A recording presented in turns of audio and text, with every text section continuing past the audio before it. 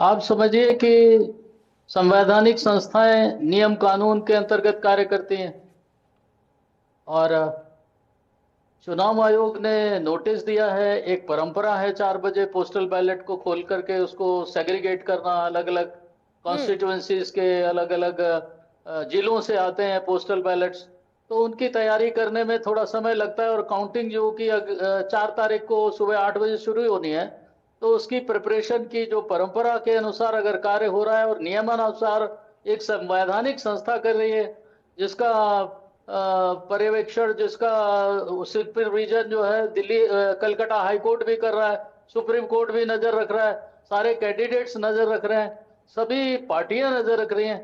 तो इसमें अगर कोई कार्यवाही इलेक्शन कमीशन ऑफ इंडिया के द्वारा 4 बजे सूचना देकर हुई है, तो मुझे ऐसा लगता है कि इसमें कोई अनियमितता नहीं है। हम्म। लेकिन ये जरूर है कि थोड़ा समय से पहले सूचना दी जानी चाहिए, ताकि लोगों को, कैंडिडेट को, पार्टी के एजेंट्स को और वो कैंडिडेट्स को आने का समय जी। मिले। लेकिन एसके सक्सेना सर, आप भी इस बात को मान रहे हैं कि 4 बजे ही एग्जैक्ट जो है ये मेल गया और 4 बजे ही जो है वो स्ट्रांग रूम को खोल दिया गया, ऐसा होता है? और क्या इस बार ऐसा हुआ है?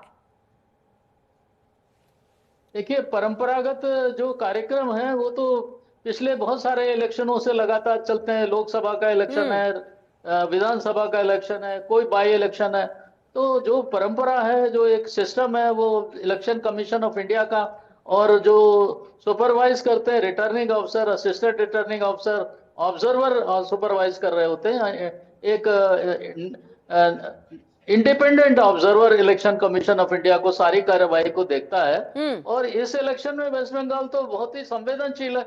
इसमें तो कलकत्ता हाई कोर्ट और सुप्रीम कोर्ट तक भी नजर रख रहा है। तो किसी प्रकार की अनियमितता की संभावना नहीं है। नहीं है। ये सिर्फ सेंसिटाइज करने के लिए। और मुझे ऐसा लगता है कि ये कुछ इनके अंदर में कोई भ्रम हो गया है, या किस तरह से इन्होंने, इनकी आदत है वैसे तो वेस्ट बंगाल में इस प्रकार की संवेदनशीलता बढ़ाना और भ्रम फैलाना और शोर शराबा करना। हम्म। तो कलकत्ते में मैं भी थोड़े दिन रहा हूँ, हम्म। और मुझे अनुभव है थोड़ा वहां पे शोर शराबा और हल्ले गुल्ले का। इसीलिए आप अपने अनुभव को यहाँ पर साझा करें। मैं चाहूंगी नफरुल जी आप इसमें इस बात को, क्योंकि देखिए खुद एसके सक्सेना साहब किसी पार्टी के नहीं है।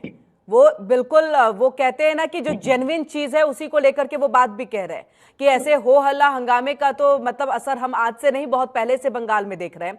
लेकिन एक चीज बताइए, जब हाई कोर्ट, और अभी फिलहाल हाई कोर्ट से आप लोगों को झटका भी लगा एक बार फिर से टीएमसी को, high court, supreme court, election commission, ये सब जब नजर बनाए हुए तो मन में इतना एक शक का भाव क्यों है टीएमसी के अंदर में? क्यों बार बार उनको ये लग रहा है कि हमारे साथ कुछ खेल हो जाएगा, कुछ गड़बड़ी हो जाएगी, हम सत्ता गवा देंगे?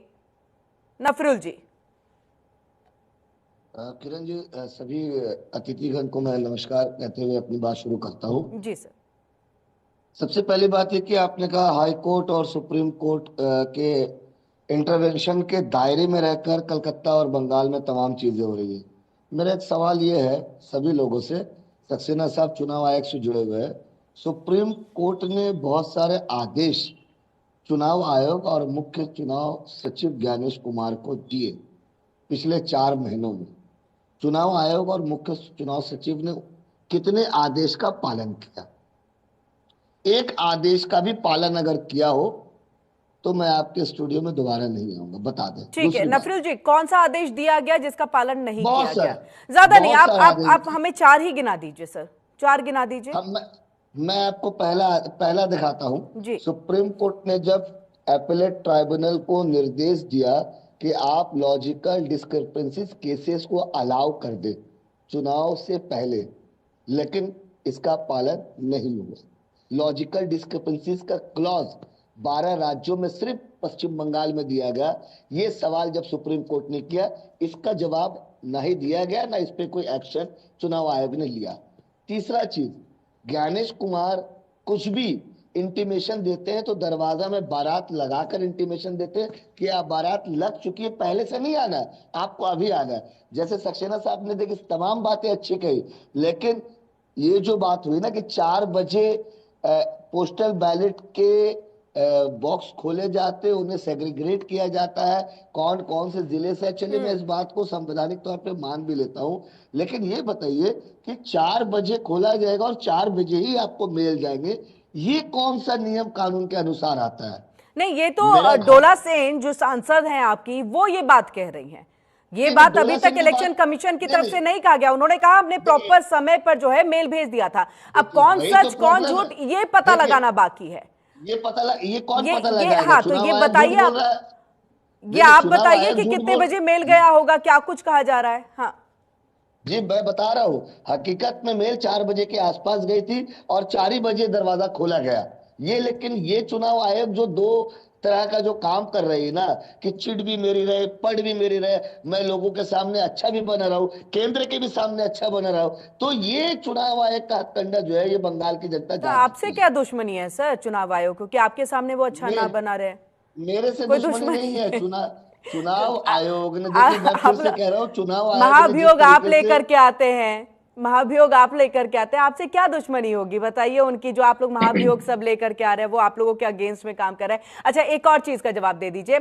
जो वीडियो देख करके ममता बनर्जी ने आह्वान किया कि सभी कैंडिडेट जो है वो पहुंचे स्ट्रांग रूम के पास में और सुरक्षा वहां पर दे, तो वो वीडियो किसने जारी किया? मतलब वो वीडियो कहां से मिला?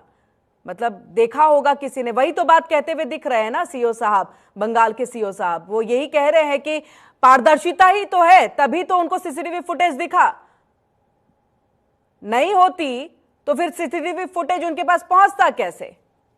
नफरुल जी, पिछले पिछले 24 घंटे का, जब से स्ट्रांग रूम में तमाम चीजों को रखा गया है, चाहे वो ईवीएम हो या वीवीपैट हो, पोस्टल बैलेट हो, पिछले 24 घंटे का एक एक सेकंड का सीसीटीवी फुटेज में दावे के साथ कर रहा हूं, चुनाव आयोग सार्वजनिक नहीं कर पाए। बीच बीच में सीसीटीवी फुटेज बंद कर दिए जा रहे थे। तो ये ये चुनाव बताइए आयोग ना, किस ये आंकड़े, इतनी बड़ी गलती चुनाव आयोग कैसे कर जाएगा सर? मैं एसके जी सक्सेना साहब इस पर आप ही से जवाब चाहूंगी, आऊंगी ना फिरोज जी, आप ही का, कि इतनी जानना बड़ी चाहता गलती हूं कि अगर बीच बीच में सीसीटीवी बंद किया जा रहा था गायब तो कहां इतनी से बड़ी हो जा गलती रही कैसे थी? कर जाएंगे जहां पर आपको हेर फेर ये करना है? गलती नहीं है, ये हथकंडा है चुनाव आयोग का, जो कि अच्छा, भाजपा बिल्कुल गलत से बात है, मिलकर किया ऐसा जा रहा संभव है नहीं है। पिछले 4 महीनों बिल्कुल से। गलत बात ठीक है, सुन है, लीजिए ऐसा नफरुल जी। संभव हाँ नहीं है। बिल्कुल गलत बात है, ऐसा संभव नहीं है। नेटवर्क की प्रॉब्लम की वजह से कई बार कनेक्टिविटी की गड़बड़ी हो जाती है। और मैं एक बार और ये कहना चाहूंगा, आपको देश बड़ा क्लियर बताना देश की चाहूंगा इतनी बड़ी कि देश हर की इतनी जगह बड़ी जहां संस्था, पे नेटवर्क बैलेट की गड़बड़ी। बॉक्सेस और ये काउंटिंग मशीन्स वगैरह इकट्ठा होती हैं, वहां पर सभी पार्टियों के जो कैंडिडेट्स हैं और उनके जो प्रतिनिधि होते हैं वहां पहले से बैठे रहते हैं, दिन रात बैठे रहते हैं, वो सारा देखते रहते हैं, तभी तो इनको सीसीटीवी फुटेज मिला और सारी खबर वो एक एक मिनट पर देते रहते हैं। तो ये जो मेल भेजने की प्रक्रिया हो सकता है देर से हुई हो, लेकिन सूचना उनको ओरली जरूर मिल गई हो कि अब ये 4 बजे खुलने वाला। तो ये सब जो है ना खामखा का एक बखेड़ा पैदा करने की, और 90% के आसपास वोटिंग हुई है, तो उससे कहीं पर घबराई हुई है सारी पार्टियां कि किस तरफ ये पलड़ा जाएगा। तो इस प्रकार की डामाडोल स्थिति और एक दूसरे पे आक्षेप लगाने का प्रयास किया जा रहा है। इलेक्शन कमीशन एक संवैधानिक संस्था है, इसमें सभी कार्य करने वाले बड़े वरिष्ठ अधिकारी होते हैं और जिम्मेदारी के साथ सभी को न्यायालयों को भी जवाब देना पड़ता है, जनता को जवाब देना पड़ता है। कहीं किसी प्रकार की अगर कोई गड़बड़ी आती है तो सामने लाएं, उसको कोर्ट में केस में ले जाएं। ऐसी क्या